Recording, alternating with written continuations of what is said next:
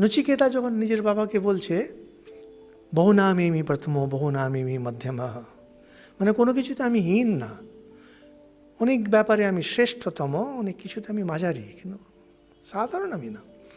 আপনাকে এটা নিজে ওয়ার্কআউট করতে হবে যে আপনি কিসে বেস্ট, যেখানে আপনার কেউ মানে অন্য থাকতে পারে কিন্তু আমি এটাতে প্রতিষ্ঠিত।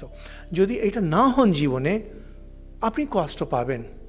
একবার যখন দেখুন এই শক্তি সবারই ভেতরে থাকে, আমরা যে কন্টিনিউয়াস লড়ে যাচ্ছি না নিজের দুর্বলতার বিরুদ্ধে, আমার এই সমস্যা, আমার এই সমস্যা, আপনার কিছু গুণ আছে কি আমার মনে পড়ছে না, সে কি হয় মানুষ, সে আত্মার প্রকাশ, এটা অসম্ভব, কখনো এরকম হতে পারে না যে একজন মানুষের মধ্যে কোনো একটা খুব বিশেষ গুণ নেই, হতে পারে না।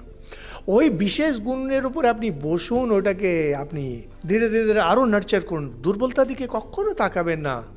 বাহ্যে প্রস্রাব সবারই হয়, বমি টমি সবারই, ওইদিকে তাকাতে নেই, আপনার শক্তির দিকে তাকান, সেই শক্তিটাকে ধরে আপনি দেখবেন সমস্ত সব কিছু টেনে হুড়ুর হুড়ুর করে এগিয়ে চলে যাবে।